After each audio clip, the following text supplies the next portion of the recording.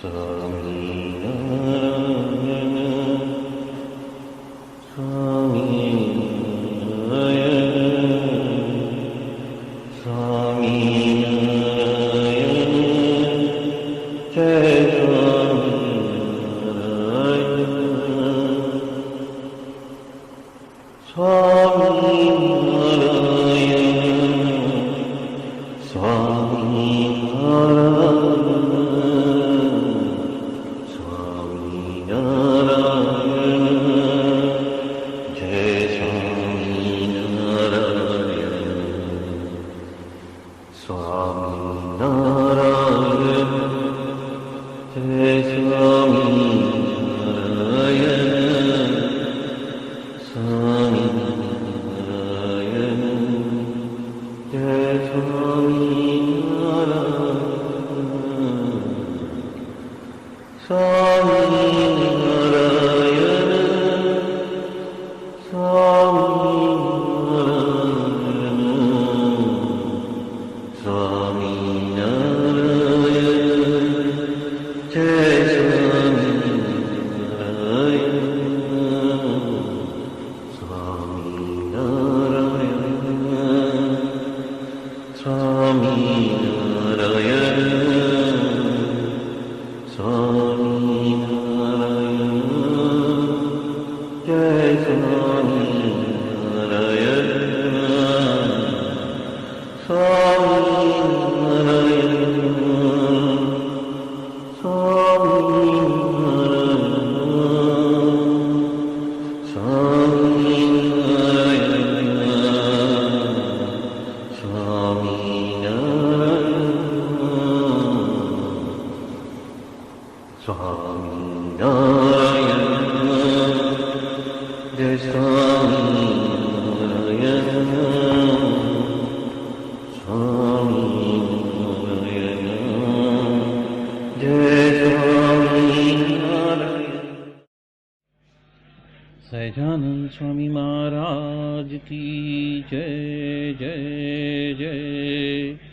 धाम धमी मुक्तों की जय जय जय। मुक्ताक्षर पुरुषोत्तम की जय जय जय। जे उत्पत्ति तथा स्थिति लय करे वेदो स्तुति उच्चरे। जे रोम सुचिद्रमाणु समा ब्रह्मांड कोटि परे। माया काल रवि शशि सुरगणो आज्ञान लोपेक्षण। एवाक्षर धाम नाधिपति श्री स्वामी नारायण। महाध्यानाभ्यासं विदतमजस्त्रं भगवत पवित्रे सम्प्राप्तं स्थितिमतिवरेकान्तिकवृषे। सदानन्दं सारं परमहरिवार्ताव्यसनिनं। गुणातीतानन्दं मुनिवरमहं नौमि सततम्। अनेकेभ्यो सद्भ्यो विमलहरिविज्ञान ददतं। भुविर्ब्राह्मी विद्या हरिवचनरूपामुदयतं। हरिध्यानासक्तं शुभगणमनाद्यक्षरमहं।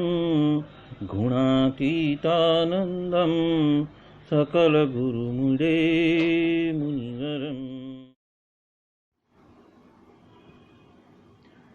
अनादि मूल अक्षर मूर्ति सद्गुरु श्री गुणातीतानंद स्वामी की बातें प्रकरण 6 बात 163।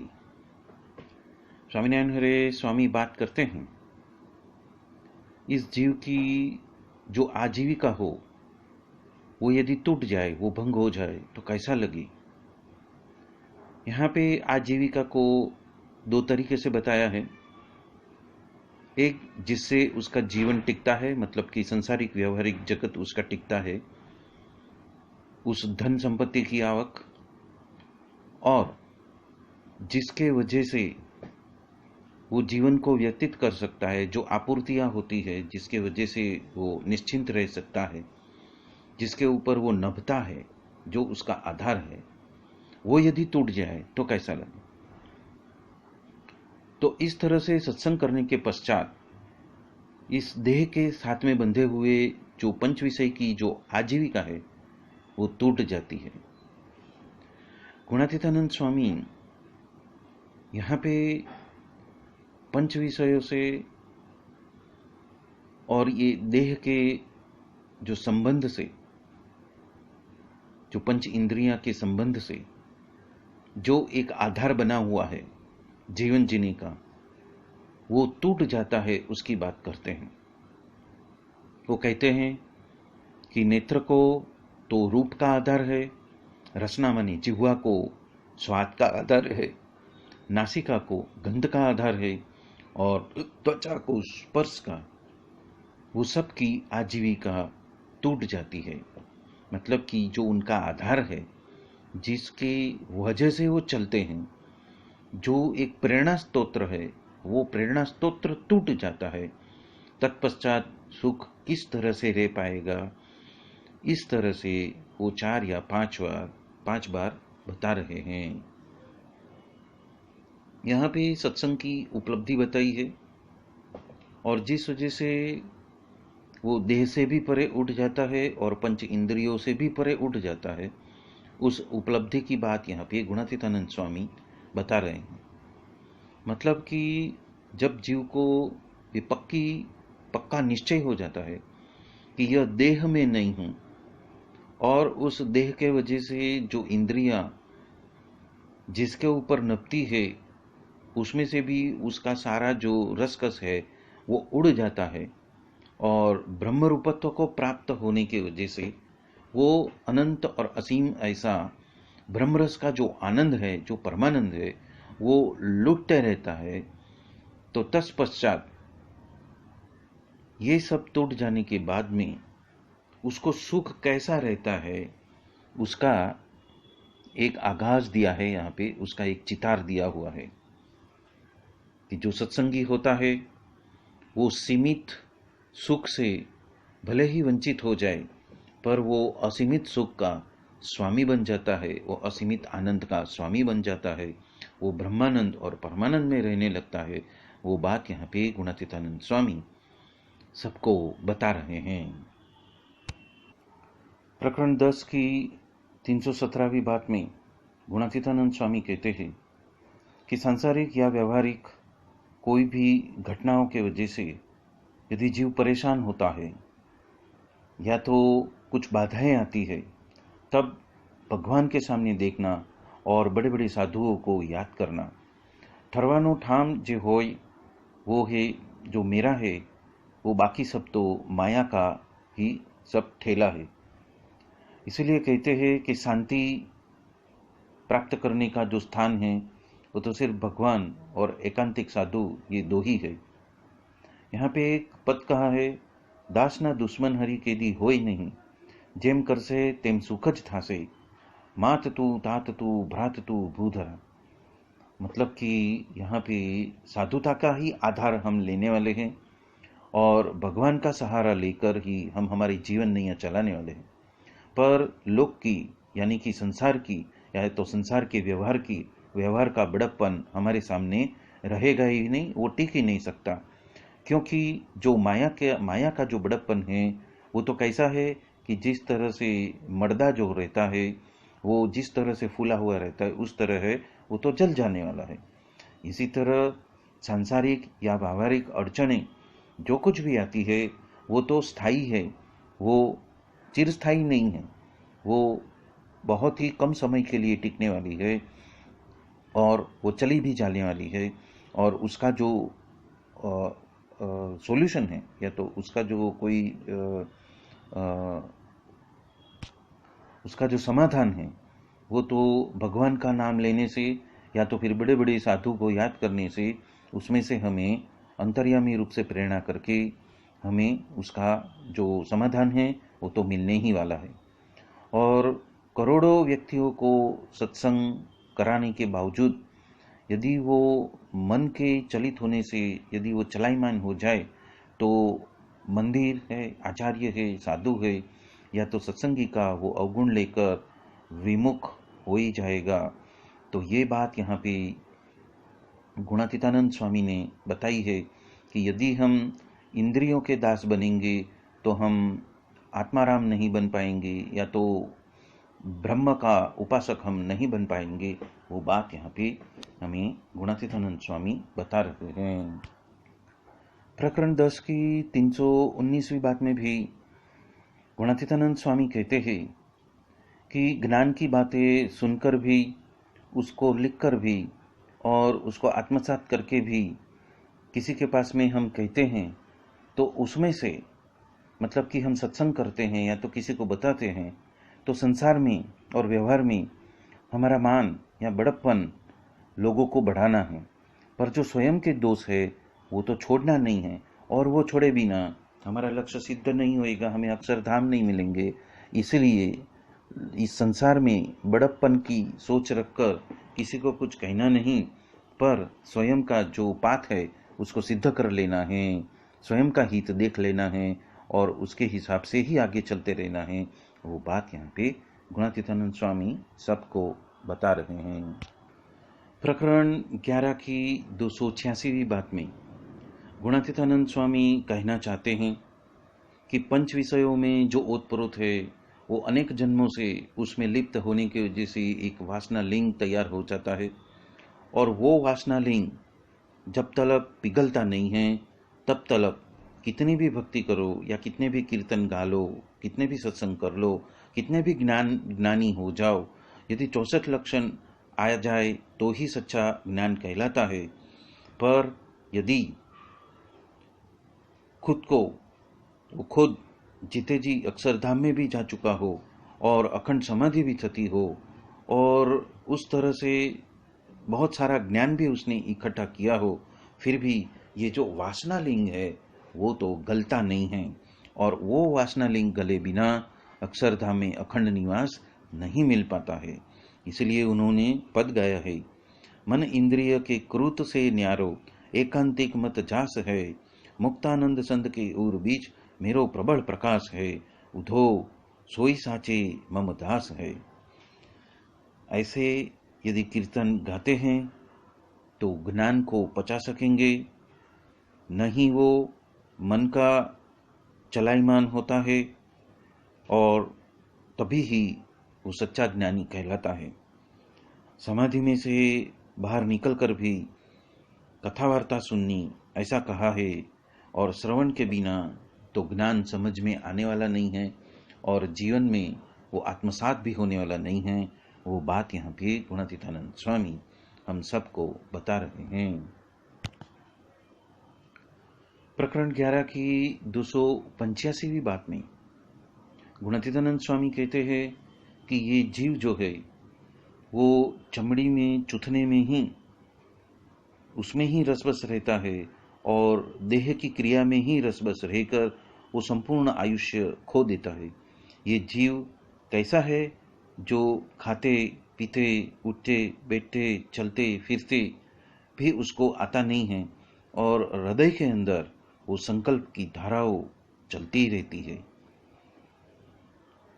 तो महाराज कहते हैं कि हमारा आसरा का बल होएगा तो ही कल्याण होएगा, और कहने लगे कि भगवान के एकांतिक साधु के साथ में रहना ऐसी तो कोई बात ही नहीं है, और ये संसार छोड़ देना त्याग देना कठिन नहीं है, पर स्वयं के हृदय में से स्वयं के दिल में से उसको शुद्ध रखना, संकल्प विकल्प से मुक्त रखना, वो ही सबसे बड़ी बात है। और जिसको प्रतिलोम वृत्ति हो उसको ही वो सारी समझ आती है। इसलिए ज्ञानी भक्त होना, और समाधि से भी ये ज्ञान अधिक है। वो गोविंद राम समाधि करता था पर रुपया भी मांगने लग गया। तो यहाँ पे गुणातीतानंद स्वामी हमारी वृत्तियों की वजह से या तो देहाशक्ति की वजह से हम जो नहीं करना है वही करते रहते हैं, और जो करना है उसके प्रति हमें सजग करके ये सारी बातें, ये सारी ज्ञान की बातें बताकर ज्ञानी भक्त होने की बात हमें बता रहे हैं। प्रकरण 12 की 81वीं बात में गुणातीतानंद स्वामी बात करते हैं कि इस जीव को यदि सूली पे चढ़ा जाए तो वो चढ़ जाता है, पर भगवान या साधु जैसा कहते हैं वैसा करने के लिए तो वो तत्पर होता ही नहीं है। और जो सच्चे सच्चा भगवान का भक्त, जो साधु की पसंदीदा जो बातें हैं, ये उसमें ही रसबस हो जाए तो कुछ करना उसको बाकी नहीं है।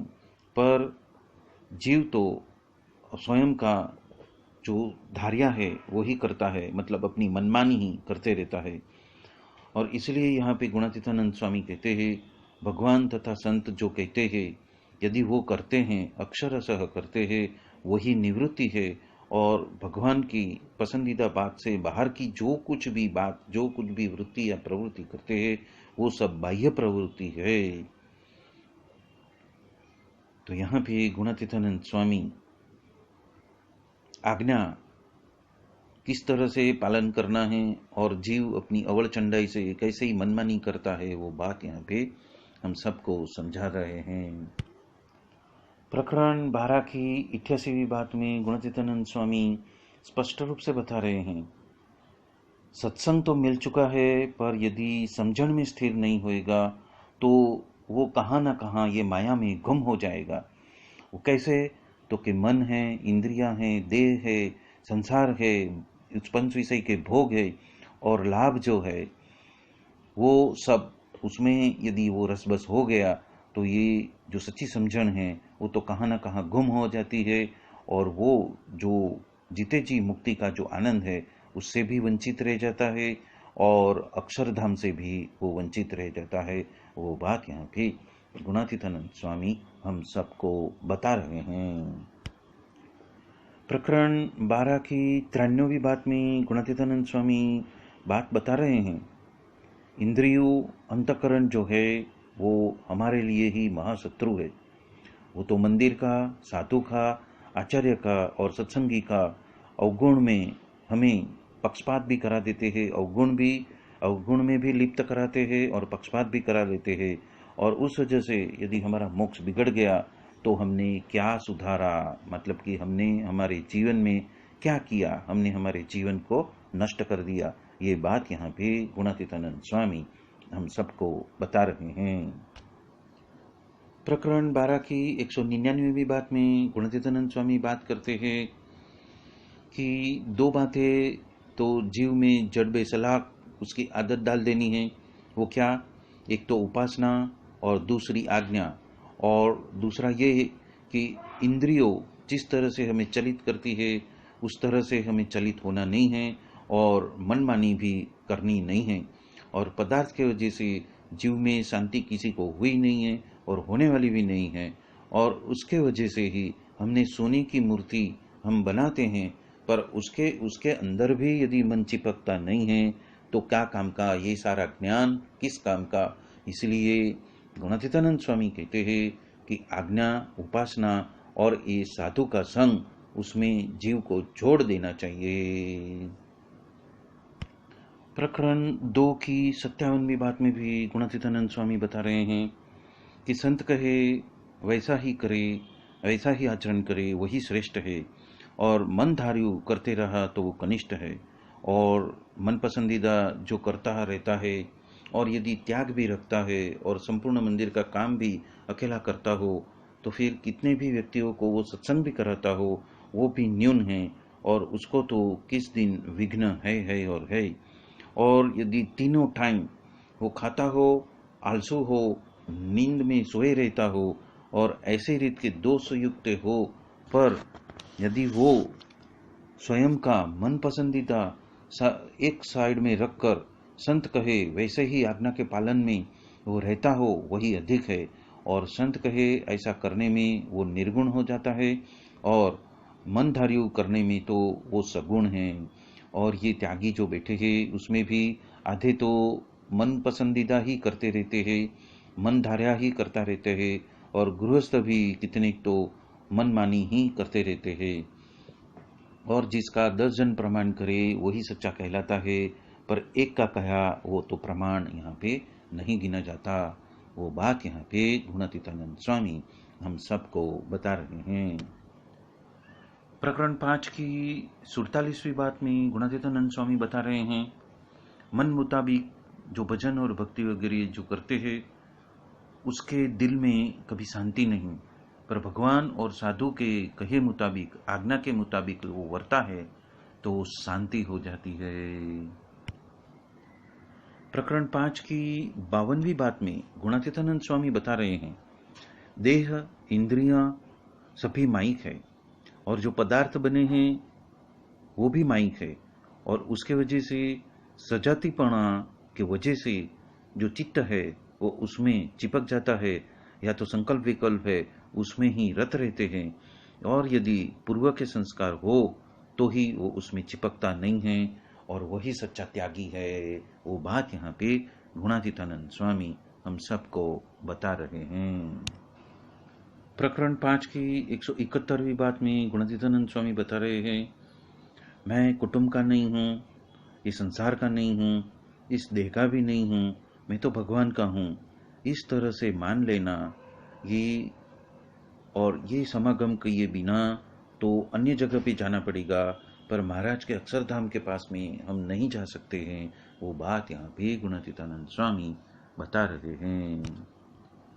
प्रकरण 5 की 215वीं बात में गुणातीतानंद स्वामी बता रहे हैं, 3 व्यक्ति बहुत ही सुखिया है, एक जो बड़े साधु कहते हैं वैसा ही करता है, उपरांत जो मन का कहा मानता ही नहीं है वो ज्ञानी, और उपरांत जिसको कुछ चाहिए ही नहीं वो कैसा, तो कि आशा ही परम दुखम, निराशा परम सुखम, वो 3 बहुत सुखिया है।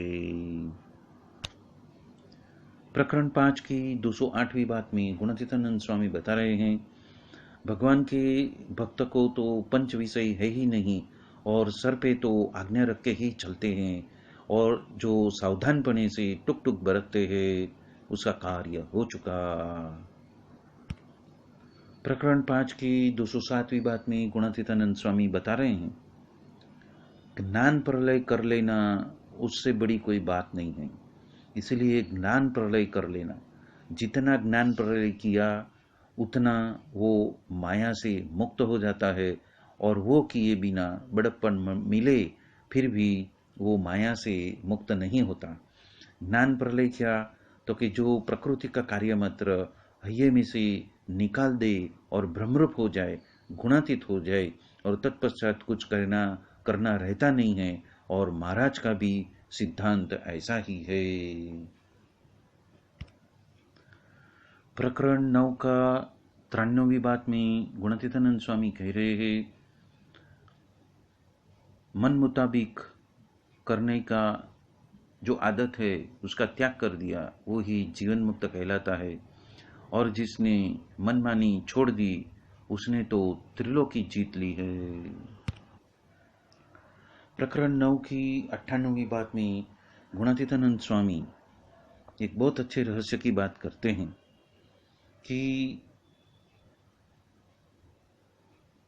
जो पुरुष जानपना रूपी दरवाजे पे स्थिर हो जाता है, उसके सामने कैसा भी संकल्प आ जाए फिर भी उसको बाध कर नहीं सकता है, क्योंकि उसको तो एक संकल्प जब भी राग का होता है तब लाख संकल्प उसका निषेध का हो जाता है, और उपरांत ऐसा कहता है कि करोड़ जन्म धारण करके पर तेरा पसंदीदा मुझे कुछ करना ही नहीं है, और इसके वजह से राग का जो संकल्प है वो झूठा हो जाता है। उसी तरह से रूप का, रस का, शब्द का, स्पर्श का, गंध का और मान का, ऐसे अधिक अधिक जो जो संकल्प होते हैं वो सभी जानपना रूप दरवाजे में रहने से नाश हो जाते हैं। उसी तरह संकल्प के कहा नहीं मानता है तो फिर से संकल्प कभी होता ही नहीं है। जो राजा विवेकी होता है तो वो अपने सेवक का कहा करता नहीं है, पर जो प्रामाणिक होता है उसका कहा वो मान लेता है। उसी तरह इंद्रिय और मन के संकल्प तो एक गोला के माफिक है, एक सेवक के माफिक है, इसलिए उनका कहा तो मानना नहीं और अखंड जानपना रूप दरवाजे में ही रहना, इसलिए वो बलहीन हो जाते हैं और संकल्प भी होते भी नहीं हैं। भगवान और साधु तो दयालु है तो वो संभाल लेते हैं, पर कितना भी मन पसंदीदा उसका त्याग करावे फिर भी वो तो अच्छा ही है। और